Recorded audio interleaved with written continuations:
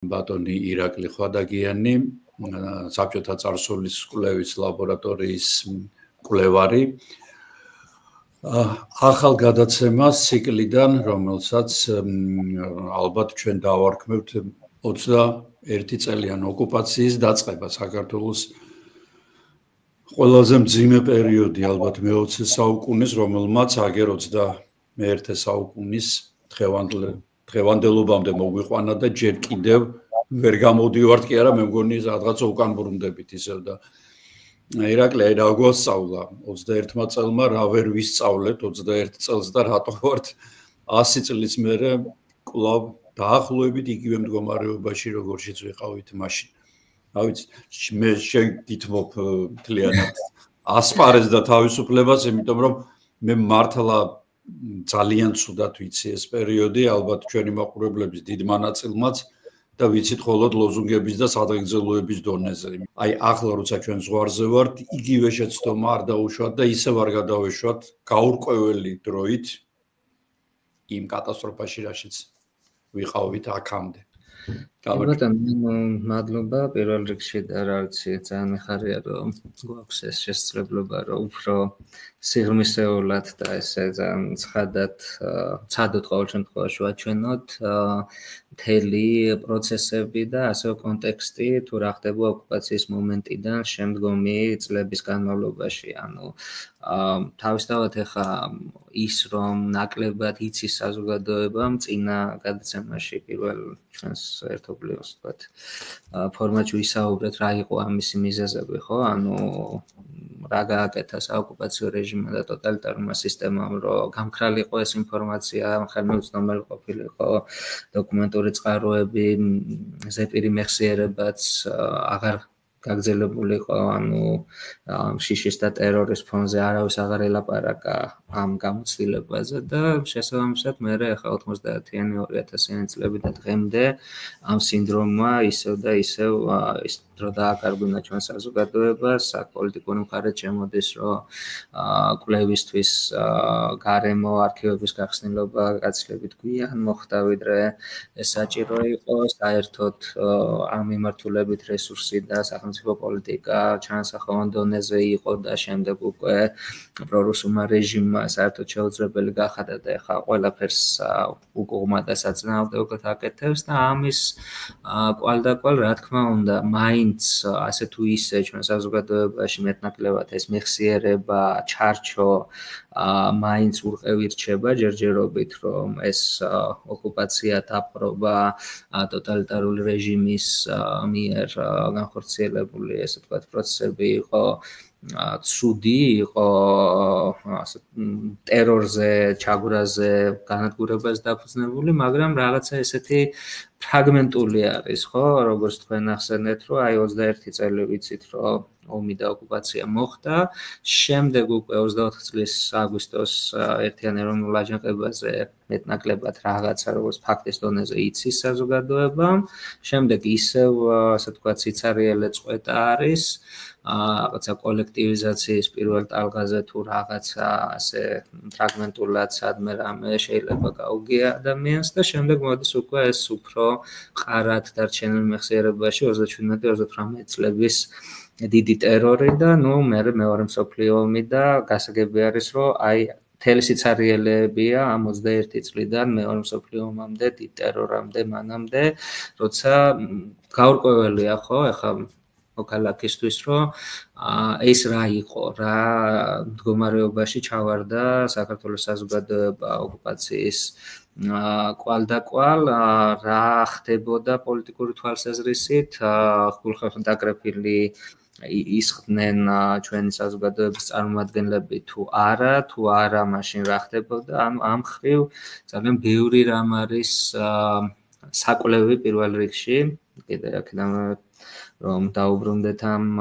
საკითხს, რომ კვლევის და ესეთი სისტემური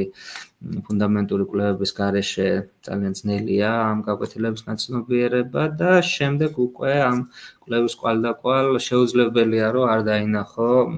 სამწუხარო პარალელები და არ იგრძნო რამდენად მსგავსი არის მაშინდელი გამოწვევები იმასთან თუ რა ხდება დღეს. გამნიერი იქნება, რომ ლოგიკა არის მსგავსი, რომ ერთი მხრივ მაშინ იყო ეს მოცემულობა, რომ ქვეყნის შიგნით ომისა და ოკუპაციის პერიოდამდე და შემდეგ მით უმეტეს ძალიან მარგინალიზებული იყო საბჭოთა რუსული ბოლშევიკური გავლენა და პოლიტიკური, ასე ვთქვათ, წონა ბოლშევიკურ პარტიას თითქმის არ გააჩნდა, საზოგადოების დიდი ნაწილი იყო ანტისაბჭოთა და ანტირუსული განწყობის და სულ სხვა იდეალებზე იყო ორიენტირებული და შემდეგ, ასე ვთქვათ, დაპყრობილ ქვეყანაში ოკუპაციისა და ტერორის ქვეშ მოექცა და ანუ ეს არის, რომ სისტემა არის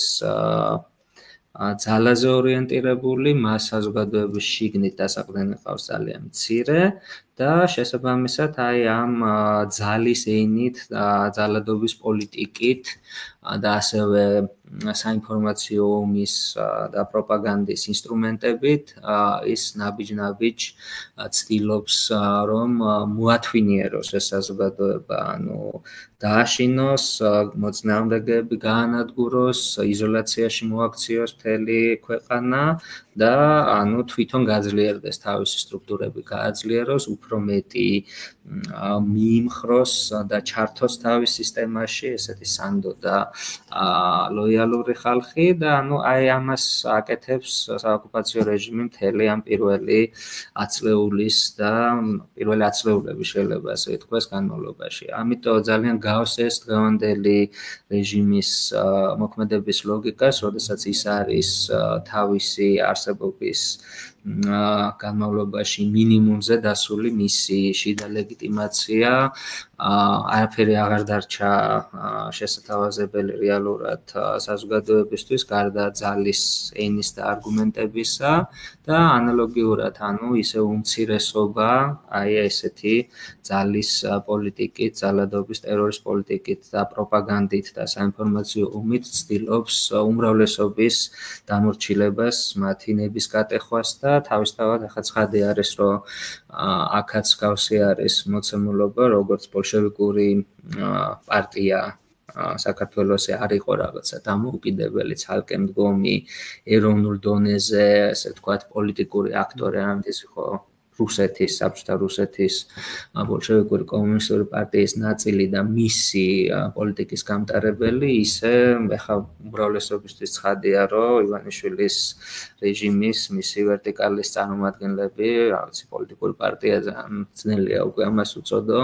არანაირ ცალკე ავტონომიურ ქართულ პოლიტიკურ ძალას არ წარმოადგენენ და ასევე უპირობოდ ემსახურებიან რუსულ ინტერესს. ხო, აი ეს აქტუალობა არის მიმოხილვის გარშემო, რომ აი შევხედოთ რა ხდება ოკუპაციის შემდგომ, ანუ 1921 წლის 12 თებერვალს იწყება საბჭოთა რუსეთის თავდასხმა საქართველოზე ყველა მიმართულებიდან, ომი გრძელდება მარტის შუა რიცხვებამდე და უკვე 1921 წლის 17 მარტის მომდევნო დღეებიდან უკვე ბოლო ბრძოლების კვალდაკვალ, როცა ქართული არმიის შეიარაღებული ძალების დარჩენილი ნაწილები, რომლებიც დაჯგუფებული იყვნენ გურიაში და აჭარაში, დროებითი ცეცხლის შეწყვეტის შეთანხმება გაფორმდა ქუთაისში დემოკრატიული რესპუბლიკის წარმომადგენლობასა და რუსულ მხარეს შორის, ეს შეგვიძლია ვთქვათ, და ეს ნაწილები მოიხსნენ გურიის ფრონტიდან და გადაჯგუფდნენ ბათუმში და იქ უკვე ათათურქის ძალები განდევნეს, რომლებიც ასევე საიდუმლო შეთანხმებით საბჭოთა რუსეთთან ერთად იყვნენ ომში ჩართული საქართველოს წინააღმდეგ და ცდილობდნენ ამ შემთხვევაში უკვე მთელი ბათუმის და ბათუმის ოლქის ოკუპაციას. ხო, ანუ ეს არის 17 მარტის შემდეგ მომდევნო რამდენიმე დღე, როდესაც ეს პროცესი ხდება და რა თქმა უნდა, როდესაც უკვე ეს ბოლო წარმატებული ქართული შეიძლება ასე ითქვას სამხედრო ოპერაცია დასრულდა, პარალელურად ამან უკვე შემდგარ ფაქტად აქცია სრული ოკუპაცია საქართველოსი, რამდენადაც უკვე თურქული ნაწილების განდევნის შემდეგ როდესაც ომი შეწყდა იმ საზღვარზე, რომელიც დღეს არის უკვე საქართველოსა და თურქეთს შორის, უკვე ბათუმის ოლქში შედის რუსული წითელი არმიის ნაწილები და ფაქტობრივად უკვე ამით ისრულდება ოკუპაცია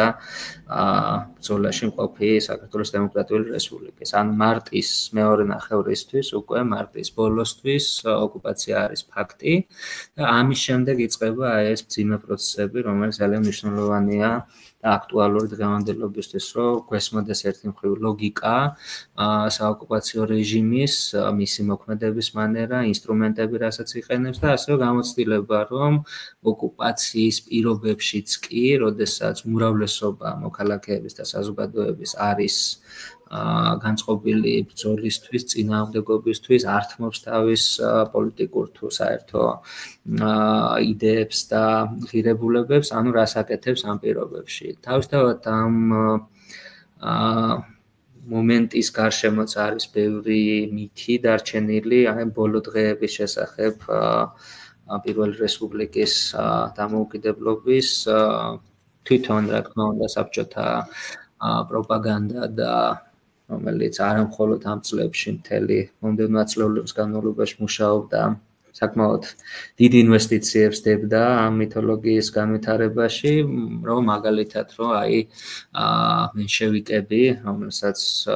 ანაცვლებდნენ ამ ტერმინით კონკრეტული მმართველი პარტიის თითქოს მთელი საქართველოს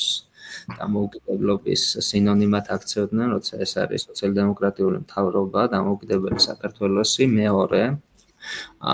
კოალიციური მთავრობის შემდეგ 1919 წლიდან, რომ აი მენშევიკური მთავრობა გაიქცა, ხო? ანუ ეს გაქცევის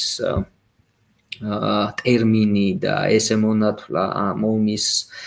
ბოლო ფაზის, ამ ომით რა თქმა უნდა წინააღმდეგობა არ დასრულებულა და ამაზე საუბრობთ, არის დღემდე ჩვენ საზოგადოებაში გამჯდარი და რა თქმა უნდა ეს პროპაგანდისტული ჩარჩო ერთი რო თითქოს არიომეს და ამაზე კიდე ბევრი შეიძლება ითქვას თვითონ ომის მიმდინარეობაზე და მასშტაბზე და მიზეზებზე თუ რატომ დამარცხდა დამოუკიდებელი საქართველოს საბჭოთა რუსეთთან ომში, მაგრამ აი ეს მითი რომ თითქოს არიომა და წინააღმდეგობა არ გაწია, რა თქმა უნდა შეძლო ამ პროპაგანდამ რომ დაემკვიდრებინა და შემდეგ აი ეს მეორე ელემენტი ამ მითოლოგიის რომ გაიქცა საქართველოს მთავრობა, როცა რეალური მდგომარეობა არის როგორი, რომ დამოუკიდებელი საქართველო უკვე იბრძვის ორ ფრონტზე, საბჭოთა რუსეთის და ქამალისტური თურქეთის წინააღმდეგ, ბოლო პლაცდარმი არის გურია აჭარა, აქ ამ ორ ფრონტის შორის მოქცეული და უკანასკნელ სხდომაზე საქართველოს საკანონმდებლო ორგანო დამფუძნებელი კრება, რომელიც გადასულია მისი წევრების უმრავლესობა, ვინც ფრონტზე არ არის, ან რამდენიმე იშვიათი გამონაკლისის გარდა, რომელიც დარჩა ოკუპირებულ თბილისში და მათმა ნაწილმა სულ რამდენიმე ოკუპანტთან კოლაბორაციას მიჰყო ხელი, აბსოლუტური უმრავლესობა დამფუძნებელი კრების დეპუტატების არის ან ფრონტზე, ან ბათუმში მარტის ამ ბოლო რიცხვებში, ანუ უბრალოდ 17 მარტამდე და იქ ანუ არჩეული პარლამენტი დამფუძნებელი კრება აგრძელებს მუშაობას, ასე თუ ისე უკვე იცის ჩვენმა საზოგადოების მნიშვნელოვანი ნაწილმა, რომ 21 თებერვალს, როცა თბილისში კონსტიტუცია დაამტკიცა დამფუძნებელმა კრებამ ბათუმში დაიბეჭდა და გამოიცა და ანუ უკვე სრულფასოვან, ასე ვთქვათ, ძალაში შევიდა სწორედ ომის დღეებში, ანუ ბათუმში არის ეს ტექსტი გამოცემული ხვინგიას სტამბაში და ამ პირველ ეგზემპლარზე დამფუძნებელი კრების დეპუტატების ხელმოწერებიც არის ამ აქტის აღსანიშნავად. ანუ ეს სხდომა ტარდება, სადაც ძალიან საინტერესო პროცესი ხდება, რომ საკანონმდებლო ორგანო ავალდებულებს რესპუბლიკის მთავრობას, რომ არ ცნოს ოკუპაცია, არ შევიდეს არანაირ, ასე ვთქვათ, მოლაპარაკებაში, რომელიც შეიძლება კაპიტულაციას გაუტოლდეს საოკუპაციო ძალებთან, დაიცვას და გადაარჩინოს საქართველოს სახელმწიფოს ხალხის საკუთრება და ქონება, რომლის ნაწილიც ევაკუირებული არის და ბათუმშია ჩატანილი, მათ შორის სამუზეუმო განძეულობა და გააგრძელოს ბრძოლა და წარმომადგენლობა, კანონიერი წარმომადგენლობა საქართველოსი საქართველოს,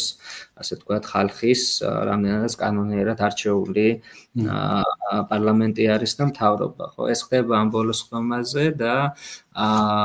მართველი პარტია და მთავრობა, ამ შემთხვევაში სოციალ-დემოკრატიული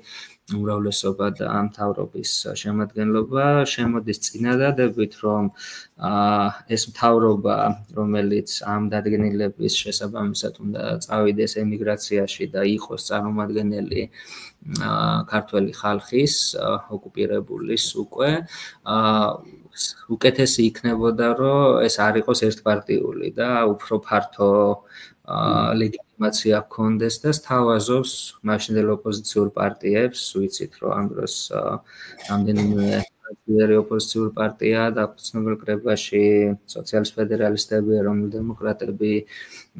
ესერები, დაშნაკ ცოტუნის პარტია, მიწის მესაკუთრეთა ეროვნული პარტია, ხო? ანუ მათ სთავაზობს, რომ ეს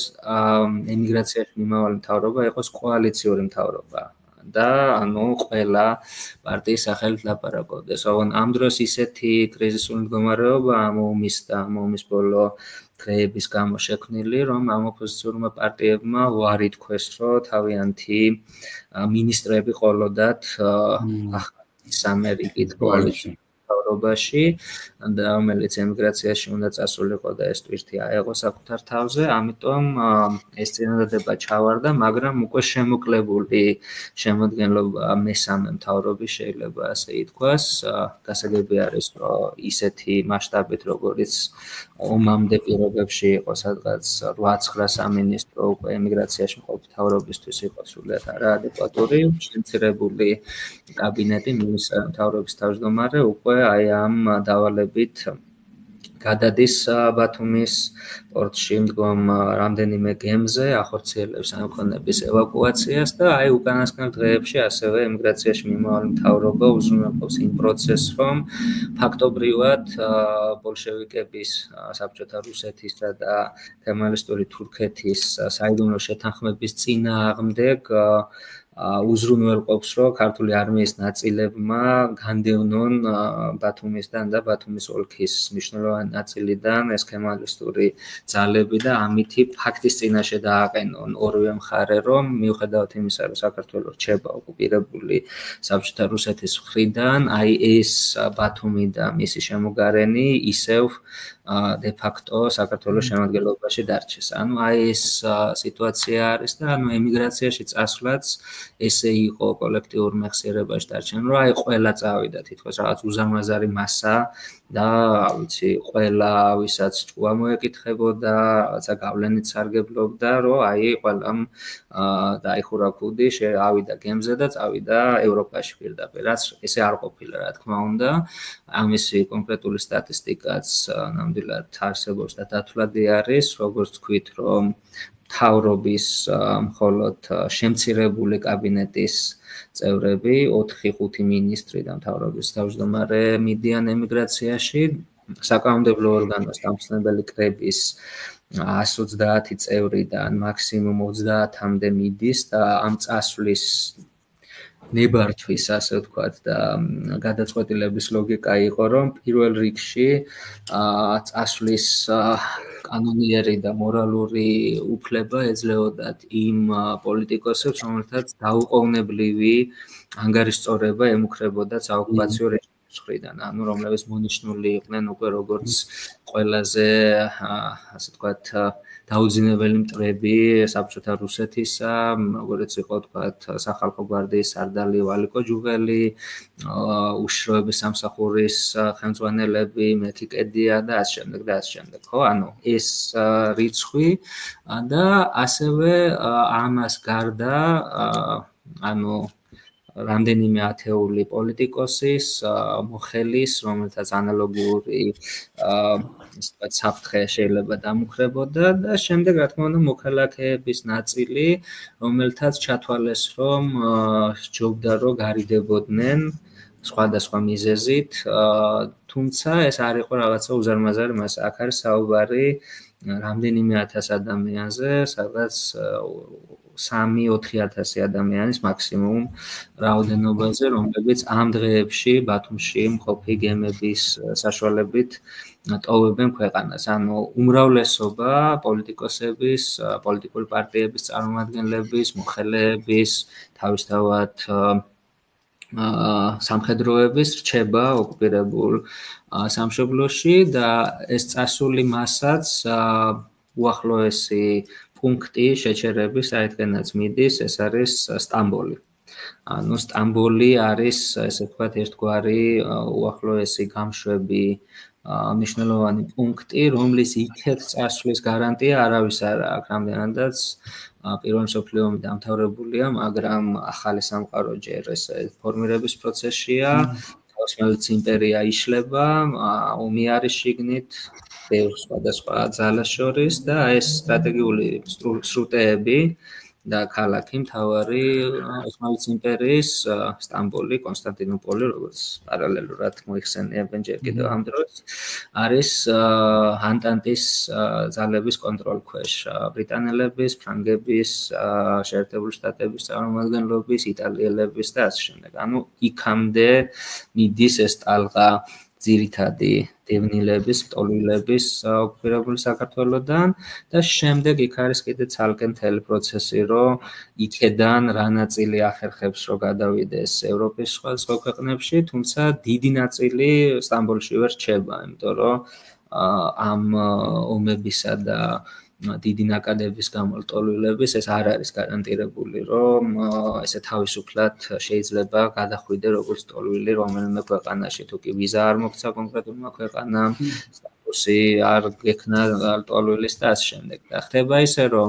მომდევნო თვეების განმავლობაში 21 წლის და 22 წლის დასაწყისამდე აი ამ ოკუპაციის დღეებში საქართველოდან ტოლვილად წასული ამ რამდენიმე 1000 ადამიანიდან ასევე საკმაოდ სოლიდური ნაწილი ისე უკან ბრუნდება. ანუ იქ გადაწყვეტს, რომ არც ისე საშიშია ეხლა აქ ყოფნას და საერთოდ გაურკვეველ მომავალზე ფიქს ევროპაში როგორც ემიგრანტის და პოლიტიკური დევნილის ჯობია, რომ გარისკოს და ისევ დაბრუნდეს სამშობლოში, ანუ უკუ მიგრაციაც ხდება ეს მთელი 21 წლის განმავლობაში. ანუ ეს არის მოცემულობა, რომლის ასე ვთქვათ ფარგლებშიც უკვე საოკუპაციო რეჟიმი იწყებს, რაც ვიცით უკვე, როგორც საბჭოთა საქართველოს, აი ამ სივრცის და ტერიტორიის კონტროლს და ალბათ საინტერესო არის ახლა ეს ორი მხარე, რომ განვიხილოთ, რომ საოკუპაციო რეჟიმს რა ამოცანები უდგას და როგორ იწყებს ამ ამოცანების ასე ვთქვათ, გადაწყვეტას ოკუპირებულ ქვეყანაში და თვითონ ოკუპაციის ქვეშ აღმოჩენილი მოქალაქეები რას აკეთებენ, როგორ იქცევიან პოლიტიკოსები თუ სხვადასხვა ფენები და რა მდგომარეობა პირველი კვირების და თვეების განმავლობაში ოკუპაციის. პირველ რიგში რაც საერთოდ არა მხოლოდ დღევანდელობისთვის, ზოგადად ამ ბოლო ათწლეულებისთვის არის ძალიან საინტერესო, რომ აი ეს ლოგიკა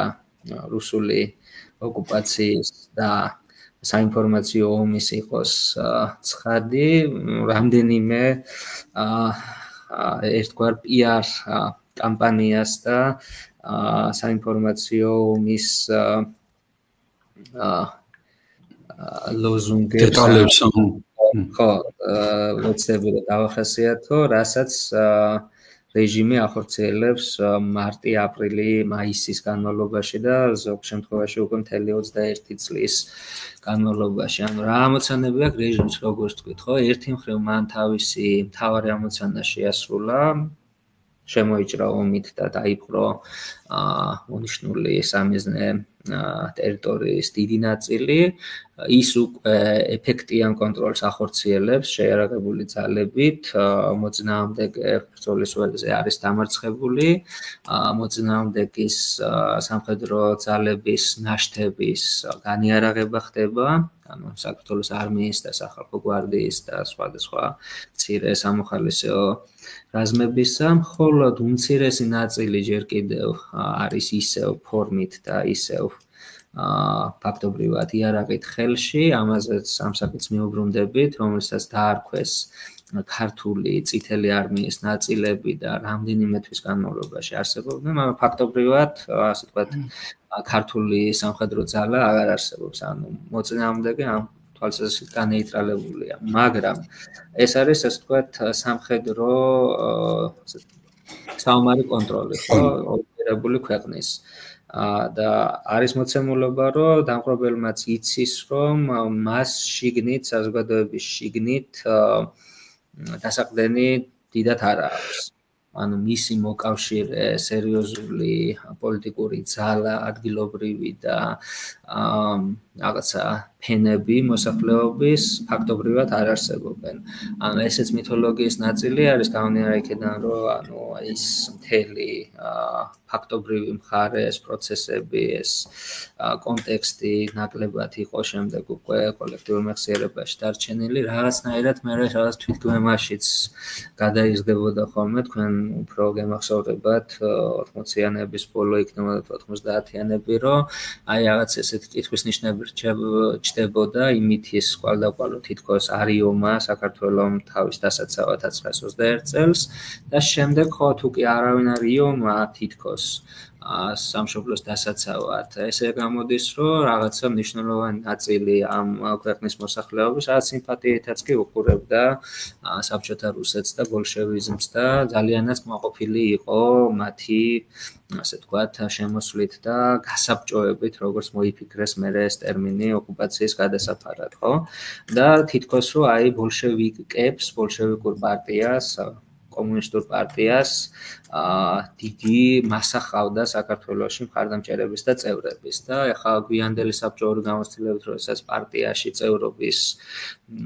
პროცენტი საკმაოდ სოლიდური იყო, ამისი უკუ გავრცელება ხდებოდა, რომ აი ადრეც თითქოს ესე შეიძლება ყოფილიყო. რაც ნამდვილად არ არის ესე, ამისი დეტალური სტატისტიკები არსებობს და ეს არის ჯერ კიდევ პერიოდი 20-იან წლების პირველი ნახევარი, როცა რეჟიმი არც დიდად არ არის მოტივირებული, რომ ეს სტატისტიკები გააყალბოს და არც სჭირდება, იმიტომ რომ ცხადი არის ისედაც ყველასთვის, რომ ეს მასშტაბური. დიდი საყრდენი აქვს. ანუ შეგვიძლია ზუსტად რიცხვების დონეზე ვიცოდეთ თუ რა ჯგუფი იყო, ასე ვთქვათ, საქართველოში საბჭოთა რუსული საოკუპაციო რეჟიმის დასაყრდენი, ან კომუნისტურ საქართველოს ბოლშევიკური ან კომუნისტური პარტიის წევრი ან თანამგზნობი, ხო? ეს სტატისტიკა არის როგორი, რომ რეალურად როცა 1917 წელს რუსეთის იმპერია წყვეტს არსებობას, ამ დროს დაახლოებით უკვე 21-22 წელს ჩატარებული პარტიული აღრიცხვის მასალებიდან გამომდინარე, მთელ საქართველოში არის სადღაც 600-მდე ბოლშევიკი, მეტი არა. ამ სულ ეს არის ბოლშევიკური პარტიის გავლენა. რა თქმა უნდა 17, 18, 19, 20, 21 წლების განმავლობაში ეს რიცხვი შეიძლება გაზრდილიყო, მაგრამ რაღაცა ესეთ აფეთქებას ნამდვილად არ აქვს ადგილი. ანუ ეს ისევ დარჩა მარგინალურ ძალად, მით უმეტეს რომ დამოუკიდებელი საქართველოს საერთოდ პოლიტიკა აცლიდა ნიადაგს ბოლშევიზმის ზრდის ვთქვათ, პერსპექტივას და ასევე რესპუბლიკის სპეცსამსახურები გასახანს არ აძლევდნენ ბოლშევიკურ იატაკქვეშეთს, რომ რაღაცა დიდი ნაწილი მოსახლეობის აეყოლიებდიანათ ან ჩაერთოთ თავის სტრუქტურებში, ხო? ამის მიუხედავადაც მერე უკვე როცა ოკუპაციის მომენტში რეჟიმს სჭირდება აი რაღაცა ყავდეს დასაყრდენი ჯგუფი და ვის შეიძლება ენდოს, ხო, როცა რეალურად მისი სანდო და ნამდვილად თავგადაკრული მომხრეები არიან ძალიან ცოტა, რამდენიმე ასეულიდან არ ვიცი 1000, 2000 ალბათ, ხო, ასეთი მცირე რიცხვი, ამიტომ მათ გადაწყვიტეს, რომ ჩაეთვალათ პარტიის წევრად ყველა, ვინც ამის სურვილს ამჟღავნებდა იმ მომენტში და რაღაცა ელემენტარული მტკიცებულება გააჩნდა, რომ მაგალითად თანაუგზნობდა ან ჩართული იყო სტიქიურ ბოლშევიკურ პროვოცირებულ ამბოხებებში 1918 წელს ან შემდგომი წლების განმავლობაში, ხო? ესე გაბერეს მაქსიმალურად პარტიის წევრთა რიცხვი 21-22 წლის განმავლობაში სადღაც 20,000-მდე. როდესაც საუბარი არის 2,5 მილიონიან ქვეყანაზე, ხო? ეს არის მაინც უკიდურესად მცირე რიცხვი. და მით უმეტეს რომ როცა შემდეგ უკვე აი ამ პირველი ფაზის ამოცანები ამოწურეს 21-22 წლის განმავლობაში თვითონვე ჩაატარეს ესეთი მკაცრი წმენდა და ის კონტინგენტი რომელიც უკვე ამ მომენტისთვის აღარ სჭირდებოდათ გაყარეს პარტიიდან, გაწმინდეს და ჩამოვიდა და აი მაქსიმალურად აი მეტნაკლებად სანდო და შინაურ წარმომადგენლებამდე რომ დაწურეს პარტიული ორგანიზაცია, სადღაც 11,000-ის 10-11,000 ფარგლებში დარჩა. ამ 20 წლების განმავლობაში, განსაკუთრებით პირველ ნახევარში ეს არის ესეთი ჭერი. საქართველოს კომპარტიის რიცხოვნობის, რაც არის აი არ ვიცი, უკიდურესად სასაცილო რიცხვი, როდესაც ვიცით რომ ოკუპაციის მომენტამდე მართველ სოციალ-დემოკრატიულ მუშათა პარტიას საქართველოს ყავდა 80,000 ოფიციალური წევრი. ვინც პარტია რაზე დგას ირაკლი, რას ემყარება მათი თქვა აი სიძლიერე რუსებს? ხო, ან ზუსტად მაგას ვსნი რომ როდესაც ისინი შემოსული არიან, დაიპყრეს ეს ქვეყანა, სჭირდებათ ერთგვარი აგენტი, ხო, ძალაუფლების განმახორციელებელი, რომელიც ჩაანაცვლებს სტრუქტურებს, ანუ ეს ხო სახელმწიფოა, ანუ გჭირდება ყველა სფეროში ყავდეს ბიუროკრატია, გადაწყვეტილების მიღების შემსრულებელი, ანუ წესით უნდა შეგეძლოს, თუ კი კონტროლზე გაქვს პრეტენზია რომ მარტივად თუ მთლიანად არა საკვანძო და ესეთი სოლიდური ნაწილი ამ სტრუქტურების შენი კადრებით შეავსო. რის საშუალებაც ხედავთ რომ გამონერაკიდან უკიდურესად მარგინალური ძალა იყო, არ გააჩნდათ და ისევ და ისევ აქედან გამომდინარე რეალურად რეჟიმიც აცნობიერებდა რომ მისი სტაბილურობა, მისი მართვის ლოგიკა უნდა და ძალას სამხედრო კონტროლს, ანუ წითელი არმია და ტერორის აპარატი, ანუ შიში, რეპრესია, იძულება, პროპაგანდა, რომელიც ამ შემთხვევაში არის ის ელემენტი, რომელიც ძალიან გავს დღევანდელ, ასე ვთქვათ, მემკვიდრე პროპაგანდის აპარატს და მათ შეტყობინებებს. ხო, ანუ ეს დილემა ჰქონდა რეჟიმს, რომ დასაყრდენი ფაქტობრივად არ აქვს საზოგადოების შიგნით, უნდა დაეფუძნოს უხეშ ძალას და იძულების და ამ ტერორის ინსტრუმენტებს, მაგრამ აი პირველი თვეების განმავლობაში, პირველ კვირების თვეების განმავლობაში რეჟიმი მაინც ცდილობს, რომ რაღაცნაირად თავისი PR აქტივობა განახორციელოს და აი ეს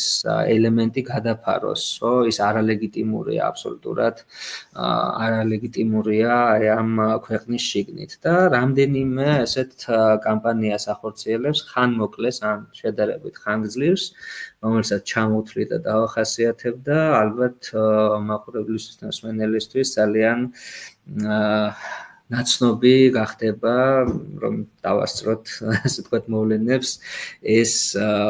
რიტორიკა. მაგალითად, პირველსავე კვირებში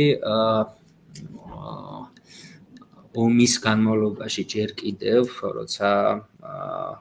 ასე ვთქვათ,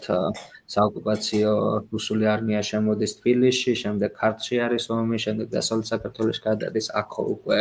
იწყებენ კონტროლის განხორციელებას. ამის პარალელურად უკვე საოკუპაციო რეჟიმი, ასე ვთქვათ, იწყებს და საკმაოდ დიდ რესურსებს დევს კამპანიაში, რომლის მიზანი არის, რომ ამ ომში დაადანაშაულოს საქართველო და საქართველოს მთავრობა. რომ ომი იყო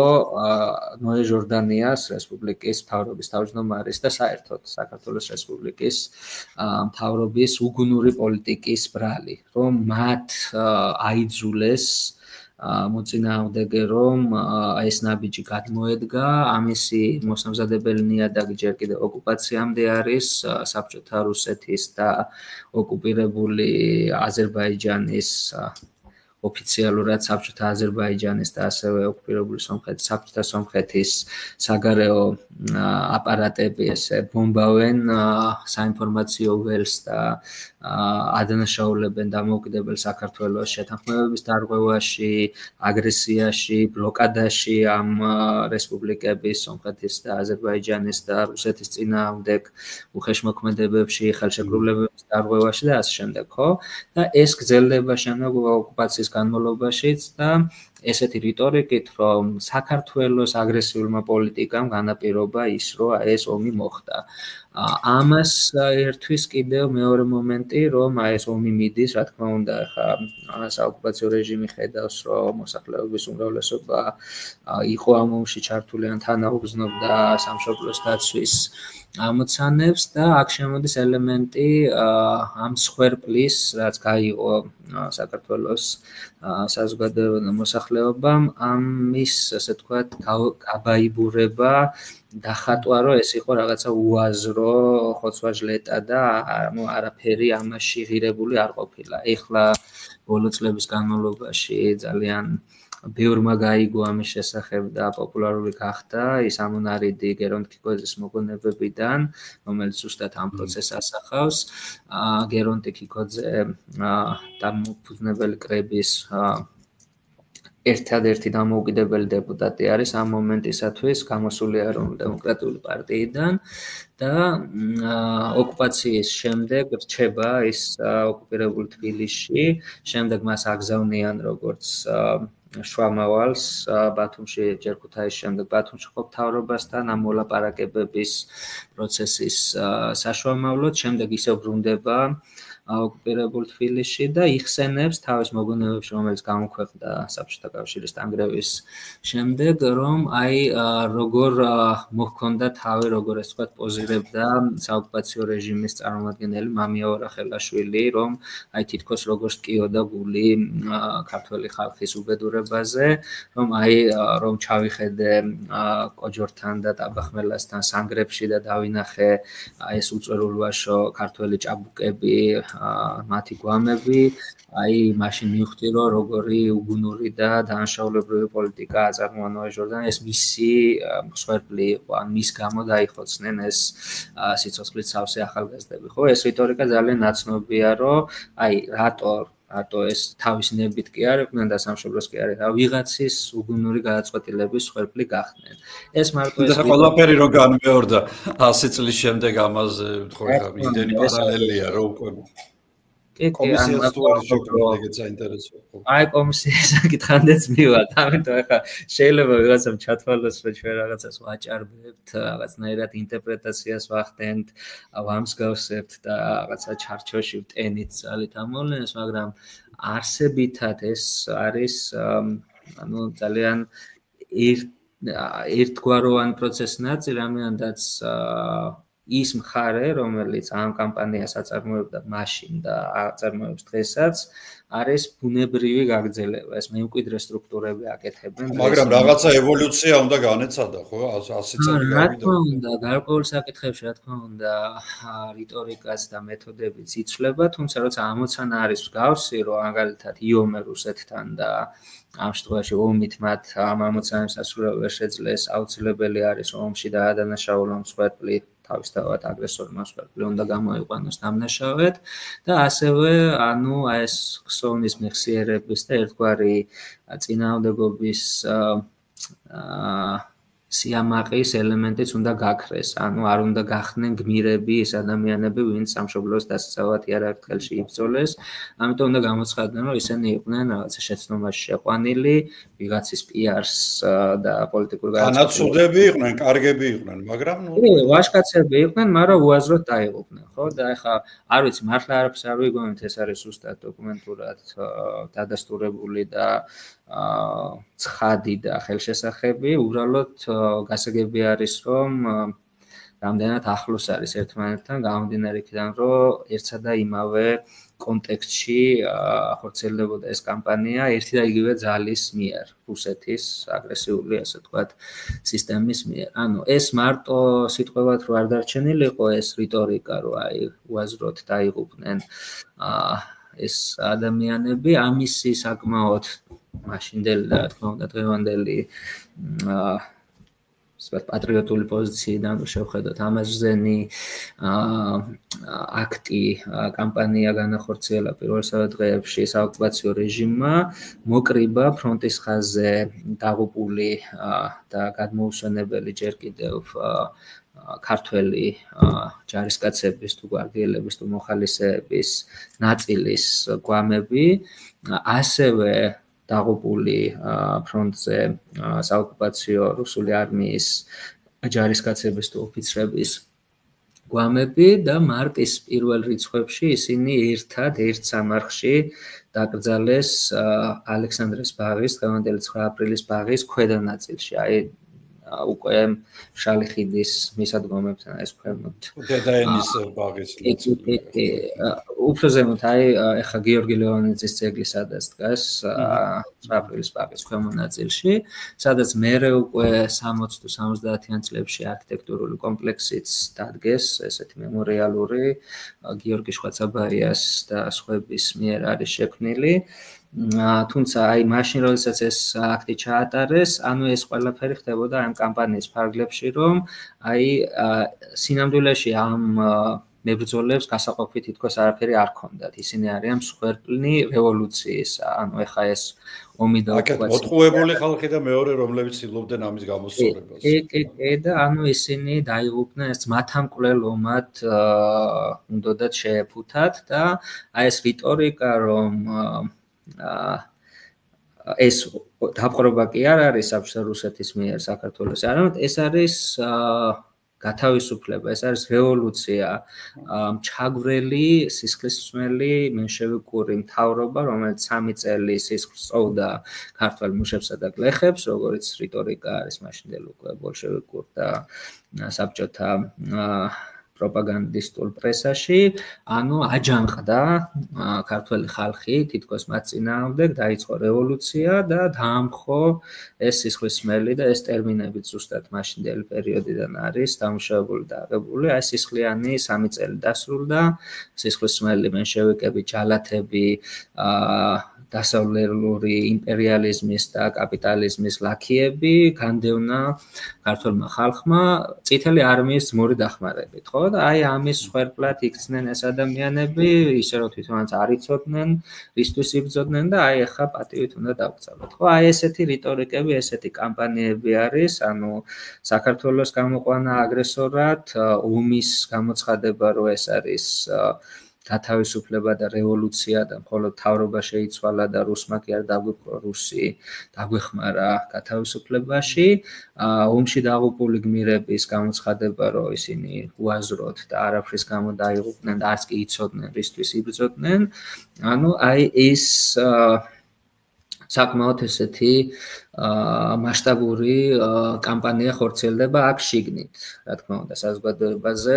ზემოქმედების და ანალოგიური აი ეს კამპანია არის გარეთ საერთაშორისო მედიაში, შეიძლება ასე ითქვას, მაშინდელი სოფლიოს პრესაში, რადიო უკვე განვითარებას იწყებს და რადიო შეტყობინებებიც იგზავნება. ანალოგიური საინფორმაციო ომი მიმდინარეობს, რომ გადაფარონ ეს დაპყრობა და ოკუპაცია და გამოაცხადონ, რომ საქართველოში მოხდა გადატრიალება, საქართველოში მოხდა რევოლუცია და რუსეთი აქ არაფერში არ არის. რუსულ არმიას არ დაუპყრია დამოუკიდებელი საქართველო. ეს დეზინფორმაციის ტალღები უკვე ემიგრაციაში წასულ რესპუბლიკის მთავრობას ხდება ევროპაში და საკმაოდ დიდი სერიოზული სამუშაო ჩატარდა უკვე 21 წლის პირველივე ნახევრიდან, რომ აი ეს დეზინფორმაცია განეიტრალებულიყო და უკვე საქართველოს ოკუპაციის სრული სურათი გამოჩენილიყო საერთაშორისო პრესაში და პოლიტიკურ ფორუმებზე და საერთოდ ევროპის სამშობლოში ევროცენტრისტულ სამყაროზე საუბრობთ ისევ, ანუ ევროპის პოლიტიკურ აზრზე, რომ აი ეს დეზინფორმაცია გამქრალიყო და თავისი ადგილი დაეკავებინა იმ მარტივ ჭეშმარიტებას, რომ საბჭოთა რუსეთმა დაიპყრო დემოკრატიული საქართველო. ხო, ანუ აი ესეთი კამპანიები არის, რასაც რეჟიმი აწარმოებს პირველსავე კვირებში. ამის პარალელურად კიდევ რა ამოცანა უდგას ახლა საოკუპაციო რეჟიმს, რომ მას სჭირდება ფორმალური ლეგიტიმაცია მაინც, რომ ეს ვთქვათ ოკუპაცია გადაფაროს და გაამართლოს. ერთი არის რაც თქვით, რომ როგორ აკეთებს ამას პროპაგანდით, მაგრამ მეორე არის რომ მას სჭირდებოდა რაღაცა ხელმოწერილი იურიდიული ძალის მქონე ლეგიტიმური წარმომადგენლის ან ორგანოს მიერ ხელმოწერილი ტექსტი, დოკუმენტი, რომელსაც ის გამოიყენებდა იმის სათქმელად, რომ ხო, თუნდაც შეიძლება ომი იყო, მაგრამ დამარცხებულმა მხარემ აღიარა და მიიღო კაპიტულაცია და ჩაგვარდა, ხო? და ეს რო ლეგიტიმაცია მიეცა და შეეფუთა და დაეკანონებინა ეს ომით მოპოვებული ტერიტორია. ცხადია, რომ თავრობამ ეს არ გააკეთა, ქუთაისის ცეცხლის დროებითი შეწყვეტის შეთანხმების იქეთ საქმე აღარ წასულა და პირველ კვირებში ახლა რეჟიმს სჭირდება რომ რაღაცნაირად მიიღოს აღიარება ამ მარცხის და თქვით კიდევაც რომ პოლიტიკოსების აბსოლუტური უმრავლესობა და დამცნებელი კრების დეპუტატების, ანუ საკანონმდებლო ორგანოს დეპუტატების დიდი უმრავლესობა, რომელსაც შეეძლო, რომ ხდომა ჩაეტარებინა და ეთქვა, რომ მე ვაგრძელებ მუშაობას, დარჩა ოკუპირებულ საქართველოში. ამიტომ საკმაოდ დიდი რესურსები დახარჯა, ასე ვთქვათ, ძალისხმევა საოკუპაციო რეჟიმის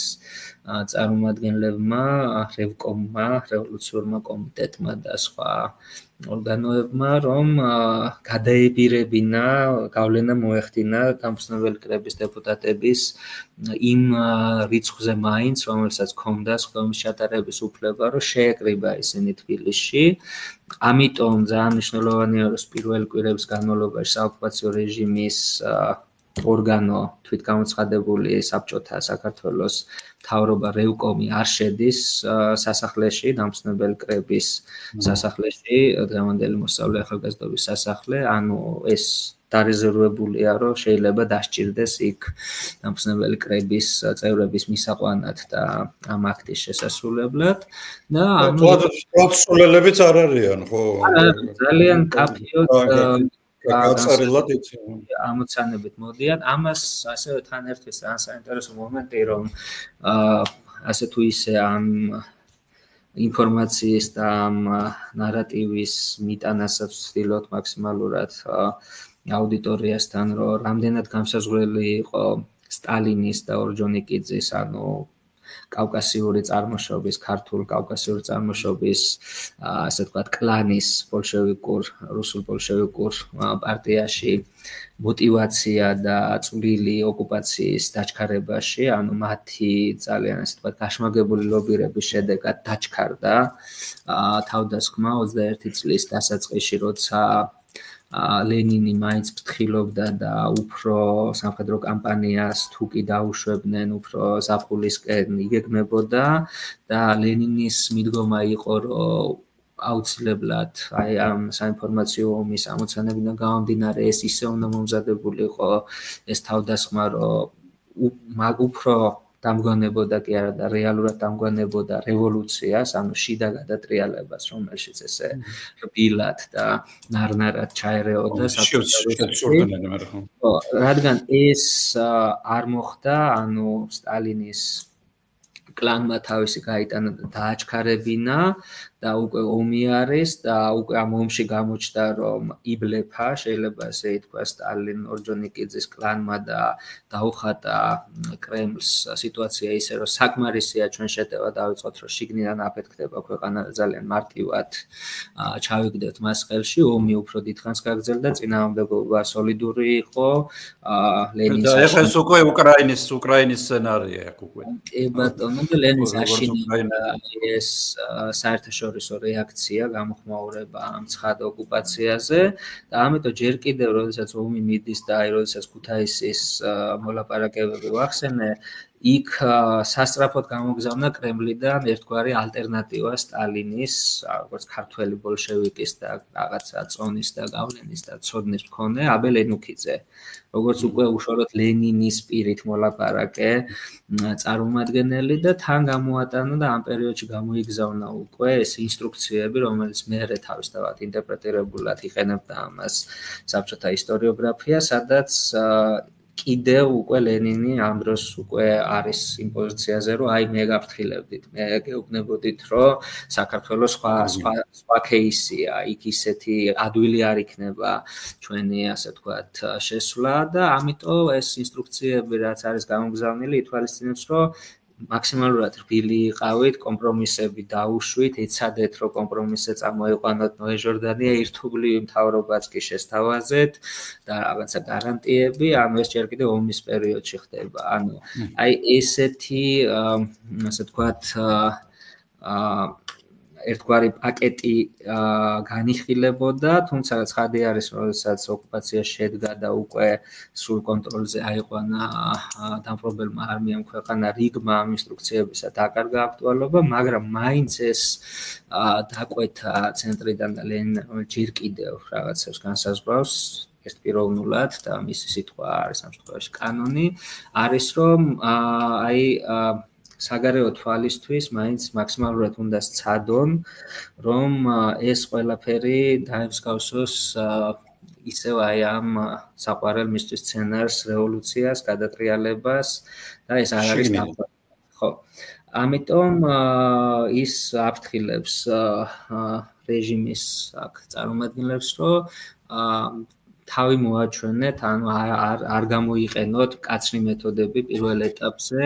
იყავით რბილი, კომპრომისული, სამხედრო კომუნიზმის რუსეთში გამოყენებული მეთოდები საქართველოში არ გამოდგება და ასე შემდეგ და ასე შემდეგ. ანუ ეს დაკვეთა არის და ამის გამო არის ეს პირველი კვირების ეს კამპანიებიც და PR აქტივობებიც და ასე შემდეგ, რომ რაღაცნაირად აი ეს ლეგიტიმაცია მოიძებნოს. ზუსტად ამისთვის სჭირდებათ, რომ აი ახლა დამხსნებელი კრების დეპუტატები შეკრიბონ, დასვან და მათ დაგმონ ემიგრაციაში წასული მთავრობა, გამოაცხადონ, რომ მათ არ აქვს ლეგიტიმაცია, მანდატი ჩამოართვა ქართველმა ხალხმა და ცნონ საბჭოთა ხელისუფლება და გადააბარონ ძალაუფლება თვითგამოცხადებულ საბჭოთა მთავრობას რევკომს, ხო? ანუ ამაზე ძალიან დიდი ენერგია დახარჯეს, რაც ჩავარდა თითზე დასათვლელი რამდენიმე ყოფილი დეპუტატის გარდა, დიდად არავინ არ იწოდა და პირიქით წინააღმდეგ უბის მოძრაობის უკვე განვითარება იყო დაწყებული, ანუ ეს აქტი ლეგიტიმაციის ჩაიშალა და ზუსტად ამის გამო უკვე მარტის ბოლოს 29 მარტს თუ ზუსტად მახსოვს, უკვე საოკუპაციო რეჟიმი, როდესაც მიხვდა, რომ ეს აქედან არაფერი არ გამოდნებოდა, 24 მარტის დეკრეტით რევკომმა, რაც არ უნდა სარკასტულად ჟღერდეს, არალეგიტიმურმა თვითგამოცხადებულმა მთავრობამ ოკუპირებული საქართველოსი დეკრეტით გამოაცხადა, რომ საქართველოს დამფუძნებელი კრება არის გაუქმებული, ანუ კანონიერად არჩეული საკანონმდებლო ორგანო პარლამენტი საქართველოსი, ხო? ანუ ეს ესე იგი გამოდგა ესე ჩანს, რომ 100 წლის უფრო ისეთი უფრო პატიოსანი და იდეური დეპუტატები ყოლია, ვიდრე დღეს აქვს, რომლებიც აქედან იქეთ ისე დახტიან, როგორც კალიები, ხო, სხვა პარტიები. თუმცა აი ესეც აუცილებლად უნდა ითქვას, რომ აი კოლაბორაციის პრეცედენტები უკვე პირველსავე კვირებში და პირველსავე დღეებში გაჩნდა, მაგრამ რა თქმა უნდა მასშტაბი იყო ძალიან მცირე. აი რომ თქვით, რომ იყო მცდელობა, რომ დეპუტატების ნაწილი გადაებირებინათ, ესეც არის უკვე გამოცდილი ტაქტიკა რუსული, რაც თავის დროზე 17 წლიდან გამოიყენეს რუსეთში მოწინააღმდეგეების დასასუსტებლად. ანუ სტრატეგია არის, რომ როდესაც სისტემა რეჟიმი ხედავს, რომ არის რაღაცა ან გაერთიანებული, ან რაღაცა აქტორები, ფრონტი, მის წინააღმდეგ არსებული ძალების,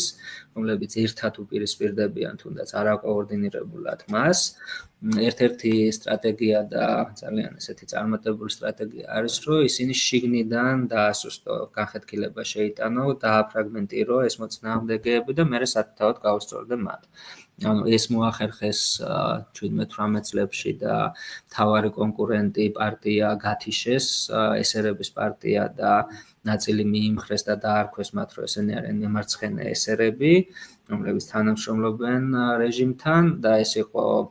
მოწინააღმდეგის დასუსტება ერთი და მეორე ლეგიტიმაცია, რომ ეს ხო ერთპარტიული დიქტატურა კი არ არის, აგერ თანამშრომლობენ ჩვენთან ერთად, ანუ ჩვენ მარტო არა ვართ, ხო? ეს აქაც ჭირდებოდათ, ამას დაიწყეს მუშაობა. პირველ დღეებში ოკუპაციის პირველ კვირებში მოახერხეს სულ რამდენიმე დეპუტატის გადაბირება, ორი მათგანი იყო სოციალისტ-ფედერალისტთა პარტიიდან, თედო ყლონტი და შალვა ნუცუბიძე და მათ გამოაცხადეს, რომ პარტიაში მოხდა განხეთქილება, რომ ნაწილი, რომელიც მიესალმება და თანამშრომლობს საბჭოთა საქართველოს, ასე ვთქვათ, მთავრობასთან და საერთოდ საბჭოთა საქართველოს ცნობს, ესენი არიან მემარცხენე სოციალისტ-ფედერალისტები, ესე დაირქვეს და ერთი დეპუტატის თავდაპირველად გადაბირებაც მოახერხეს ესერთა პარტიიდან, საქართველოს ესერთა პარტიიდან, ლეო შენგელაიასი, ამ ლიდერის ესერების პარტიის, ოღონდ ეს ლეო ქიაჩელი არ არის, მისი სეხნია არის, ლეო ქიაჩელი სოციალ-დემოკრატი იყო, ლეონ შენგელაია იმავე სოფლიდან, ობუჯიდან, ეს იყო სოციალისტ რევოლუციონერთა ლიდერი, ანუ ეს გადაიბირეს და მანაც თქვა, რომ აი მის პარტიაში მემარცხენე ესერების პარტია არსებობს და ისინი თანამშრომლობენ საოკუპაციო რეჟიმთან, ამ შემთხვევაში როგორც საბჭოთა საქართველოსთან და აი მათთვის რეჟიმმა დასაშვები გახადა, რომ ამ ჯგუფებს ქონოდათ, ამ პარტიებს, როგორც თვითონ გამოაცხადეს, ქონოდათ საკუთარი გაზეთები, რა თქმა უნდა, სხვა გაზეთები, სხვა პრესა აიკრძალა ოკუპაციის პირველსავე დღეებში და კვირებში, გამოდიოდა მხოლოდ ფრაგმენტულად, ასევე ოკუპაციამდე სულ ახლად ჩამოყალიბებული ერთ-ერთი ოპოზიციური პარტიის, სხივის, დამოუკიდებელი სოციალ-დემოკრატიული მუშათა პარტიისა, ეს გამოეყო ფრაქციად და შემდეგ პარტიად მცირე ჯგუფი მმართველ სოციალ-დემოკრატიულ მუშათა პარტიას, თუმცა ლიდერებში ამ სხივის, ანუ ალტერნატიული შეიძლება ითქვას სოციალ-დემოკრატიული მიმდინარეობის დაახლოებით 11 დეპუტატი იყო და საკმაოდ ესეთი ავტორიტეტული და ძველი თავების წარმომადგენლებიც კი, კირილ ლენინიძე მაგალითად, გრიგოლ გიორგაძე და ასე შემდეგ და ასე შემდეგ. ანუ მათ ჰქონდათ უკვე თავისი გაზეთი ოპოზიციური სხივი, პარტიის სახელის ქონდა და ამ სხივსაც, რადგან ითვლებოდნენ, რომ ისინი სულ ახლახან დაუპირისპირდნენ ჯერ კიდევ ოკუპაციამდე მმართველ სოციალ-დემოკრატიულ პარტიას, ეს რეჟიმისთვის სასარგებლო არის და ჯერჯერობით არ შეეხნენ. მხოლოდ ზაფხულამდე, როცა ზაფხულში ნახეს, რომ ოკუპაცია მათთვისაც მიუღებელი იყო, მაშინო გაუქმეს გაზეთი და მათი რეპრესიებიც დაიწყეს. ხო, ანუ ეს კამპანია, რომ მოწინააღმდეგის განხეთქილება, გადაბირება და ამითი ლეგიტიმაციის შექმნა, ანუ ესეც ჩაატარეს, ანუ აი ეს მთელი პროცესი მიმდინარეობს პირველი კვირების, პირველი თვეების განმავლობაში, მარტი. ესე კარგად აქტიურად არიან, ანუ ეს კი, ანუ აი ეს შემოვედი მოვიგე და ხო კარგად არის ყველაფერი, ხო? კი, ანუ პროპაგანდა ორგანიზება. ეს აქტიური ღონისძიებები პოლიტიკური ოპონენტების განეიტრალებისთვის ან გადაბირებისთვის, თუმცა ამის ფონზე უკვე პირველსავე კვირებში იწყება ტერორის კამპანიებიც